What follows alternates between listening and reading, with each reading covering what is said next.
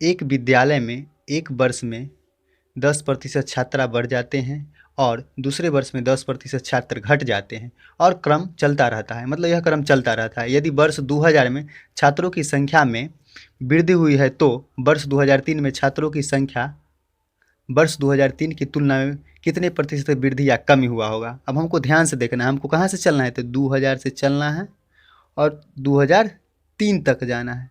अब इस पीरियड में देखिए, हम एक बार 2000 में चलेंगे, मतलब एक बार ये हो जाएगा, फिर 2001 हो जाएगा दूसरा बार, अभी 2003 तक जाना है। अब क्या होता है, जो पहला साल वृद्धि होता है, मतलब प्रतिशत में 10% का वृद्धि होता है। अब इसको हम ब्रेक कर लेंगे फ्रैक्शन में, तो देखिए बट्टा में 100 तो दहाई के 100 1/10, मतलब पहला साल 10 रहा होगा तब वृद्धि होकर के 11, मतलब 1 बढ़ जाता है। फिर दूसरा साल बोलता है 2002 में कम जाता है 10%, तो देखिए पहले 10 रहा होगा तब 9 हो गया। अब 2003 में फिर बढ़ जाता है, तो देखिए पहले 10 रहा है तो अब क्या हो जाता है 11। बस 3 साल तक हमको जाना था, तो देखिए 10 दहाई के 100 दहाई के 1000 हो गया। अब इसको गुना करेंगे तो 11 11 121 हो जाएगा, यानी 11 11 121 को 9 से गुना करेंगे तो ये 9 हो जाएगा, 9 दूनी 18 के 8 हाथ में 1। अब देखिए 9 1 10, यानी 1089 हो जाएगा। वृद्धि कितना का हुआ, तो वृद्धि हुआ 89 का, तो 89 गुने 100 अब बट्टा में कितना, तो 1000, क्योंकि पहले के सापेक्ष वृद्धि हुआ, ये जीरो से ये जीरो, ये जीरो से ये जीरो, अब बच जाएगा यहाँ पे 89/10, मतलब हो जाएगा 8.9% का वृद्धि आंसर। नेक्स्ट क्वेश्चन देखिए दोस्तों, अगला क्वेश्चन देखिए। अगला क्वेश्चन बोल रहा है जब व्यंजक x y स्क्वायर में दोनों चर यानी x और तथा y के मानों में 20% की कमी की गई है तो व्यंजक के मान में कितने प्रतिशत की कमी होगी। अब हमको ध्यान देना है, एक व्यंजक दिया हुआ है, x और y दिया हुआ है, जिसमें x भी चर है और y भी चर है, लेकिन ध्यान देना है x केवल एक बार है लेकिन y कितने बार है, 2 बार है।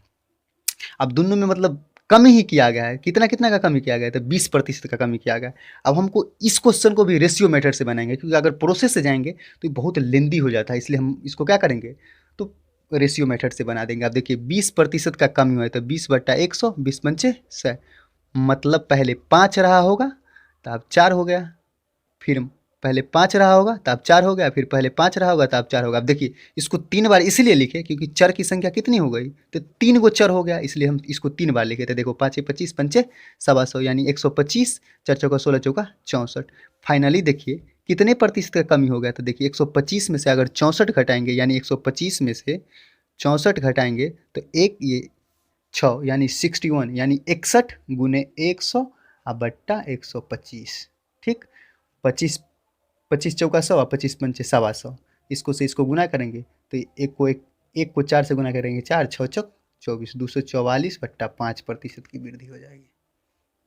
देखिए यहाँ पर दिया गया है, एक परिवार में चावल मछली तथा तेल पर खर्च का अनुपात 12:17:3 है।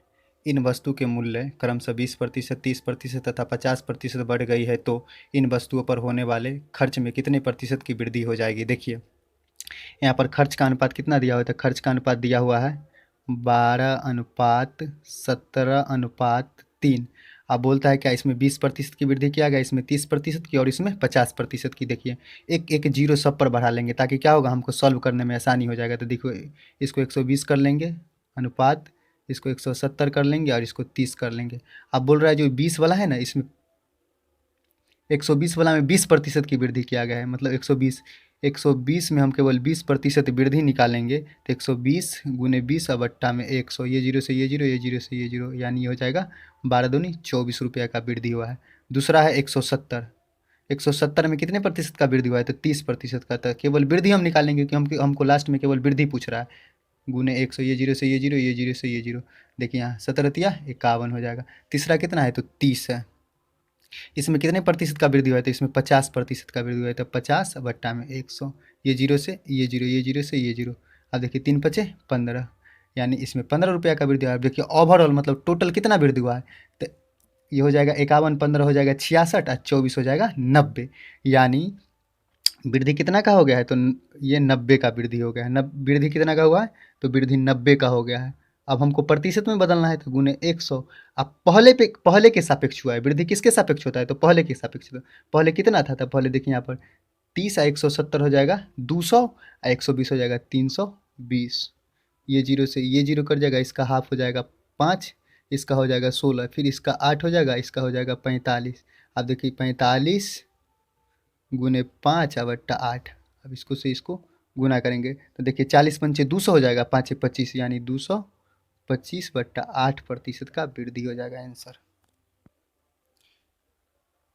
किसी कक्षा में 30% लड़के फुटबॉल खेलते हैं, शेष बचे लड़के का 40% क्रिकेट खेलते हैं और शेष 21 लड़के टेनिस खेलते हैं, तो बताए कुल कितने लड़के कक्षा में हैं।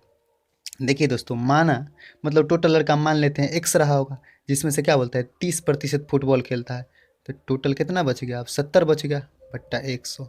उसमें से बोलता है शेष लड़के का 40% क्रिकेट खेलते हैं। अब शेष जखनिए बोलेगा तो अपने आप में ये 100% हो जाता है। शेष जहाँ पर भी कर दिया, कहीं भी शेष का चर्चा होगा तो फिर अपने आप में वो 100% हो जाता है। आप देखिए शेष में से 40%, तो 100 में से 40 चल जाएगा तो 60 बचेगा, यानी 60।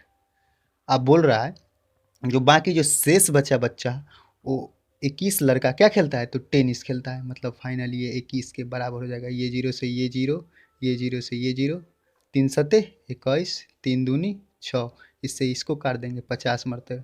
देखिए x बराबर 50, मतलब कक्षा में कुल कितने लड़का थे, तो 50 लड़का थे।